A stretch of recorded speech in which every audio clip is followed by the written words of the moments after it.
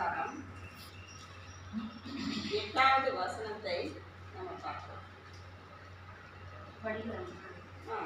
என்னை நீதிமான் ஆக்கிறவர் சமமாய் இருக்கிறார். என்னோட வழக்காடுகிறவன் யார்? ஏகமாய் இருப்போமாக. யார் எனக்கு எதிராளி? அவன் என்னிடத்தில் வரட்டும். என்னை நீதிமானாக்குகிறவன் சமீபமாய் இருக்கிறார். என்னோடு வழக்காடுகிறவன் யார்?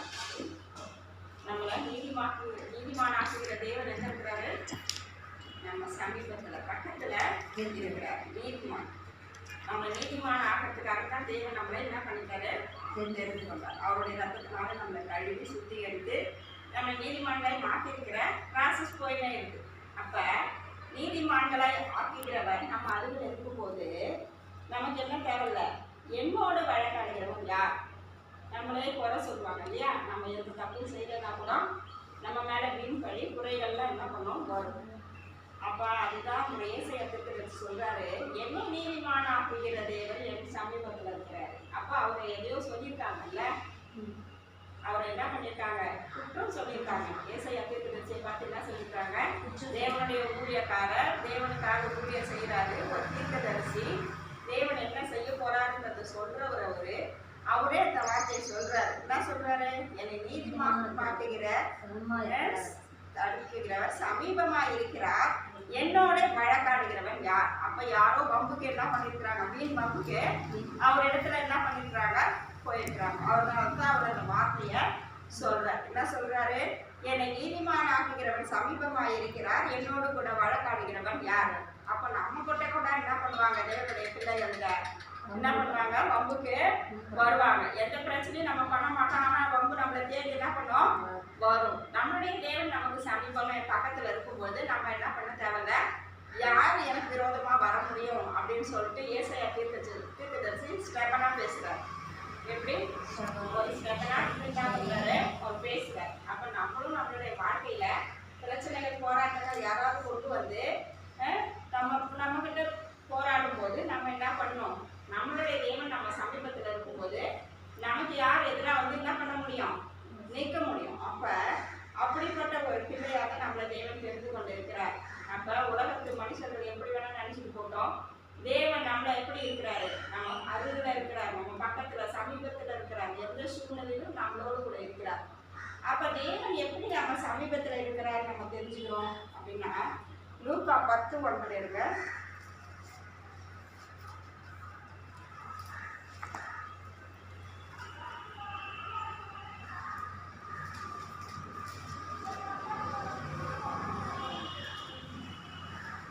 லூக்கா 10:9 என்ன சொல்லப்பட்டது? படிங்க.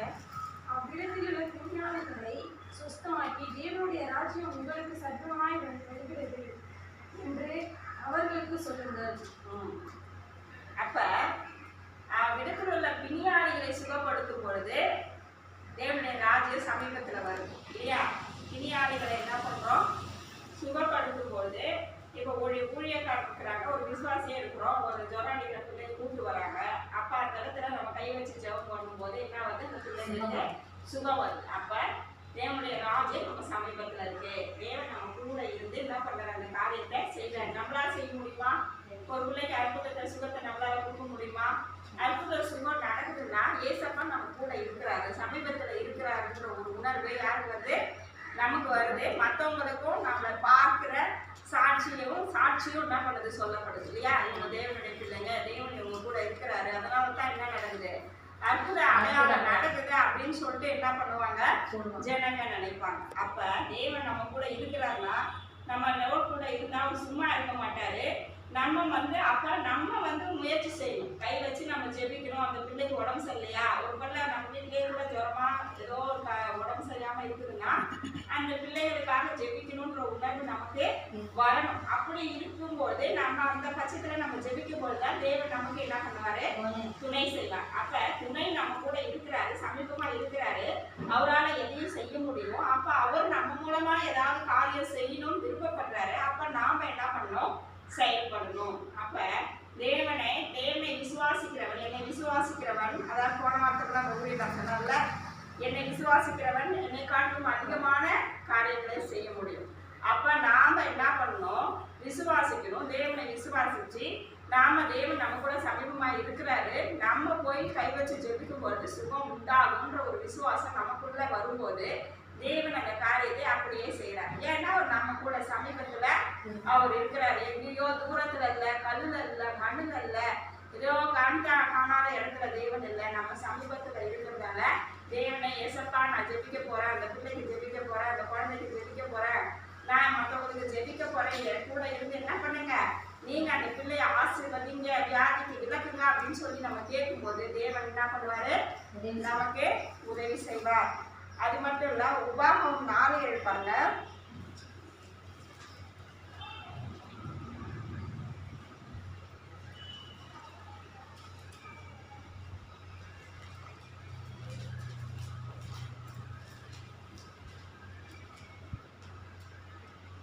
உபாகமம் 4:7 வாசிங்க.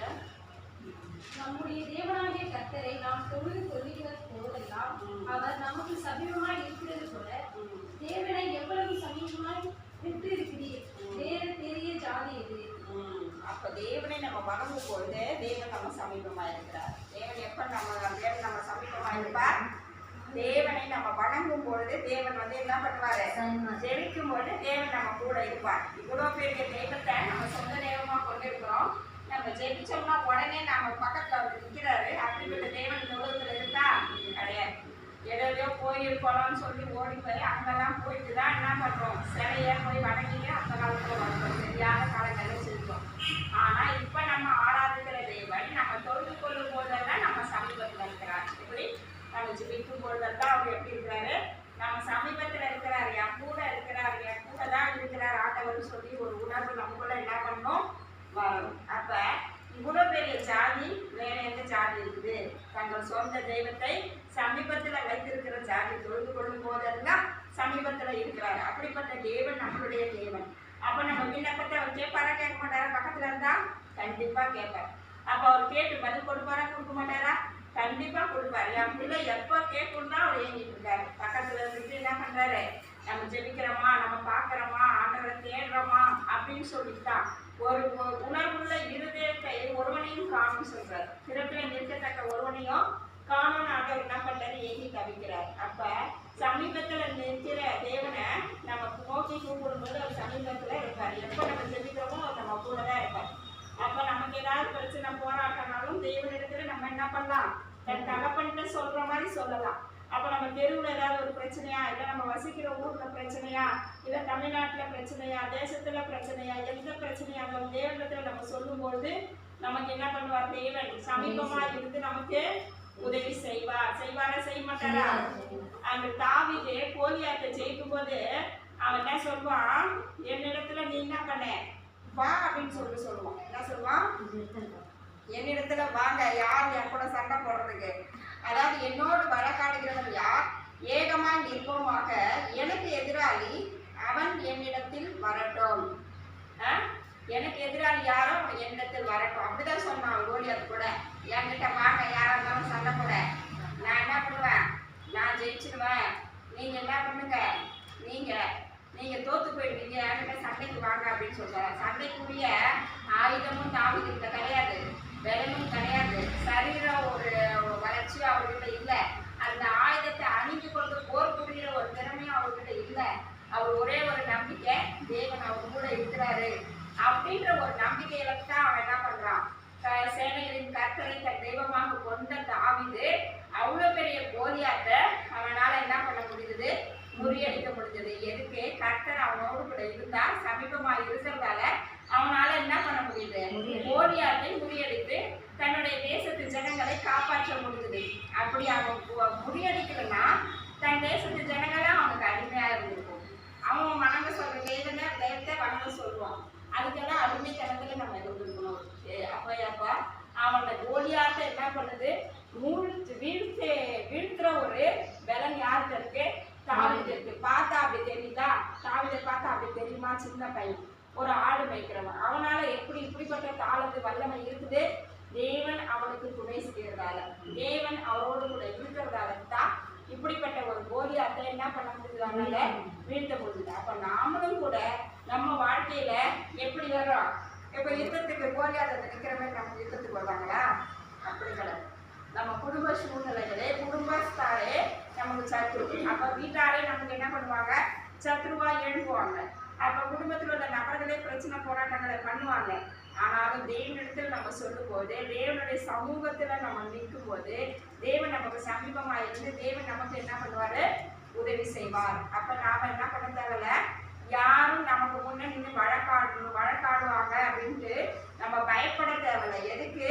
தேவன் நீதிமான ஆக்குகிற தேவன் நம்மளோடு கூட இருக்கிறார், சமீபத்துல இருக்கிறார். நம்மளை படிப்படியா நீதிமானாய் மாற்றிக்கிட்டு வராரு. மற்றவங்க கை நீட்டி நம்மளை குற்றம் சொல்ற அளவுக்கு நம்மளை தேவன் வச்சுக்கல.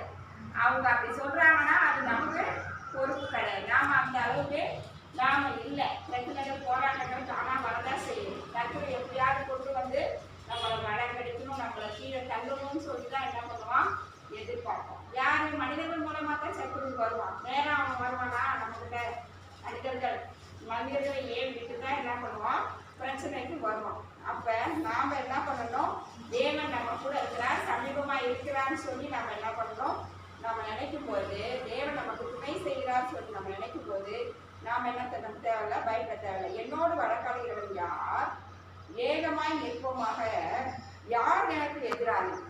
எவ்வளவு பேர் கூட்டம் ஏகமாய் நிற்போமாகனா எவ்வளவு கூட்டம் வந்து நின்னாலும் நாம யார் எனக்கு எதிராளி. அப்ப அந்த கடையில வந்து எவ்வளோ கூட்டம் இருக்குது. அவன் வந்து கோலியாத் கேட்கறான், எனக்கு எதிராக வந்து யார் என்கிட்ட வந்து நிற்க முடியும்? அவன் என்னிடத்துல வாங்க வந்து சண்டை போட்டு அவனே எவ்வளவு ஒரு திமிரா பேசுறான். ஒரு ஜாதியே ஒரு திமிரா பேசும்போது தேவனுடைய கெட்டு வேணுமா வேணாமா? கண்டிப்பா என்ன இருக்கணும், கெட்டு இருக்கணும். ஏன்னா நம்மளுடைய தேவன் உயிருள்ள தேவன், நம்மளை படைக்கிற தேவன், நம்மளை பாதுகாக்கிற தேவன், நம்மளை அரவணைக்கிற தேவன், நம்மளோடு கூட இருக்கிற தேவன், சமீபத்துல இருக்கிற தேவன். நம்ம கூப்பிடும் போதெல்லாம் நம்ம சமீபத்துல இருக்கிறவர். இவ்வளவு பெரிய தெய்வம், அவர் மேல வானத்துல உட்காரும் போது அவருடைய பாவம் எங்களுக்கு பூமியில உண்டு. இவ்வளவு பெரிய தெய்வம் நம்ம கூப்பிட்ட போது என்ன, இப்போ ஒரு அம்மா அப்பா வந்து பிள்ளைய கூப்பிடுறாரு, உடனே டக்குன்னு போய் எங்க அப்பா பேசுறேன் இல்லையா, என்னப்பா எதுக்கு? அது மாதிரி தான் நம்ம தெய்வம் கூப்பிட்ட உடனே நம்ம கூட வந்து இருக்கிறார், சமீபத்துல நிற்கிறார். நமக்கு பிரச்சனை பாடு போராட்டம் எந்த சூழ்நிலையும் முதல்ல நம்ம மனுஷர்கள்ட்ட சொல்றத விட்டுணும். யார்கிட்ட சொல்லணும்? தேவன்கிட்ட மாத்திரமே சொல்லணும். ஏன்னா அவரு தான் நமக்கு சரியான நியாயாதிபதி, அவர் தான் நமக்கு நியாயம் செய்கிற தேவன். அப்ப அவரிடத்துல அவர் சமீபமா நம்ம கூட இருக்கும்போது நம்ம எதுக்காக கவலைப்படணும், வேற என்ன பண்ணணும், மூளையில முடங்கி கிடக்கணும்? தேவனிடத்துல நம்ம என்ன பண்ணணும், சொல்லணும். சொல்லும் போது தேவன் நம்மள என்ன பண்ணுவாரு, கண்டிப்பா பாதுகாப்பார். அடுத்தது நீதிமான் ஆக்குகிறவர். அதுவும் அந்த வார்த்தையை சொல்லி மென்ஷன் பண்ணிருக்காங்க, நீதிமான் ஆக்குகிறவர். அப்ப அவர் குற்றம் சொல்லியிருக்காங்க, அவர் ஏதோ தவறு பண்ணிருக்கிறாருன்னு அவர் மேல பழியை சுமத்திருக்காங்க. அதனால தான் அவர் அந்த வார்த்தையை சொல்றாங்க, நீதிமான் ஆக்குகிற தேவன். அப்ப அந்த தீர்க்கதரிசியை பார்த்து அப்ப ஏதோ ஒரு குற்றம் குறை சொன்னதால தான் ஒரு நீதிமான் ஆக்குகிற தேவன் சொல்றாரு. அப்ப என்ன நீதிமான் ஆக்குகிற தேவன் என் சமீபமா இருக்கிறார், என்னோடு வழக்காடுகிறவன் யார்? அப்ப நாமளும் அதுமே சொல்லணும். அப்ப அவங்கவுங்க பேரை சொல்லி பார்த்துங்க. என்னை நீதிமான் ஆக்குகிறவர் சமீபமா இருக்கிறார், என்னோடு வழக்காடுகிறவன் யார்? யார்? ஏகமாய் நிற்போமாக. எவ்வளவு கூட்டம் வந்து நின்னாலும் பரவாயில்ல, யார் எனக்கு எதிராளி, அவன் என் இடத்தில் வரட்டும் அப்படின்னு தைரியமா நம்ம என்ன பண்ணோம், சொல்லணும். அப்ப அவன் வரட்டும், தைரியமா வந்து என்ன பண்ண போறான், அடிக்க போறானா, திட்ட போறானா, என்ன பண்ண போறான், நம்ம எதை பண்ணாலும் பண்ணிட்டு போட்டோம். தேவன் நம்ம கூட இருக்கிறாரு, அவர் பார்த்துட்டு இருக்கிறாரு, அதற்கான பனிஷ்மெண்ட்டை அவர் கொடுப்பார். நம்ம போய் பனிஷ் பண்ணணும்னு அவசியம் நமக்கு இல்லை. தேவன் சமீபமா இருக்கிறார், அவரிடத்துல நம்ம சொல்லும் போது, நம்ம கூப்பிடும் போது சமீபத்துல வராரு, அவரிடத்துல சொல்லும் போது நம்மளுடைய பிரச்சனைகளை போராட்டங்களை அவர் பார்த்து கொள்ள போறாரு. மனுஷர்கிட்ட கஞ்சியோ, மனுஷர்கிட்ட போராடியோ, மனுஷர்கிட்ட கத்தியோ நம்மளால ஒரு பிரயோஜனமும் கிடையாது. அதனால பிரச்சனைகள் பெருசாகுமே தவிர ஒரு மனுஷர்கிட்ட நம்ம சொல்றோம், அவங்க ஒண்ணுக்கு ரெண்டா என்ன பண்ணுவாங்க, அந்த பிரச்சனைகளை பெருசா ஊதிடுவாங்க. அதனால நமக்கு ஒரு பிரயோஜனமும் இருக்காது. அப்ப தேவனிடத்துல நம்ம சொல்லும் போது தேவன் நம்ம பக்கத்துல இருக்கிறதால தேவன் நம்மள என்ன பண்ணுவார், கண்டிப்பா ஆசீர்வதிப்பார். அப்ப எந்த சூழ்நிலையிலும் நம்மளை நீதிமானாக்குகிற தேவன் நம்ம அருகில் இருக்கிறார், சமீபத்துல நம்மளை குற்றம் சொல்றதுக்கு கை நீட்டி பேசுறதுக்கும் யாருக்கும் எந்த அதிகாரமும் கிடையாது. தேவனுடைய பிள்ளைகளுக்கு தேவன் கொடுத்த ஒரு என்னது, ஒரு தேவன் கொடுத்த ஒரு காரியம். அப்ப நாம என்ன பண்ணக்கூடாது, பயப்பட தேவையில்ல, கலங்க தேவையில்ல, நம்ம விரோதமா யார் வந்தாலும் நாம போராட தேவையில்ல. தேவனிடத்தில் நம்ம சொல்லுவோம். ஏன்னா அவங்க நம்ம பக்கத்துல இருந்து நம்மளுடைய வார்த்தைகளை கேட்பார். அவரு என்ன பண்ணுவாரு? அவர் நீதியா நியாயாதிபதியா இருக்கிறதால அவரு நியாயம் தீர்ப்பார். நம்ம நியாயம் தீர்க்க வேண்டிய அவசியம் இல்லை. யார் எந்த மனுக்கு வரைக்கும் வாங்க, தேவன் என்ன பண்ணுவாரு? நியாயம் தீர்ப்பார். சரிங்களா? இந்த வசனம் புரியுதா? ஜெபம் பண்ணலாமா? ஸ்தோத்திரம் ஆண்டவரே, நன்றியோடு கூட துதிக்கிறோம் அப்பா. இந்த வேலைக்காக நன்றி செலுத்துகிறோம் அப்பா. ஸ்தோத்திரம். ஏசாயா 50:8 என்னை நீதிமான் ஆக்குகிறவர் சமீபமாய் இருக்கிறார், என்னோடு வழக்காடுகிறவன் யார்? ஏகமாய் நிற்போமாக. யார் எனக்கு எதிராளி? அவன் என்னிடத்தில் வரட்டும் என்று இந்த வார்த்தைக்காய் ஸ்தோத்திரம் ஆண்டவரே. இந்த வார்த்தை வழியாக எங்களோடு கூட பேசுகிறேன் ஸ்தோத்திரம்.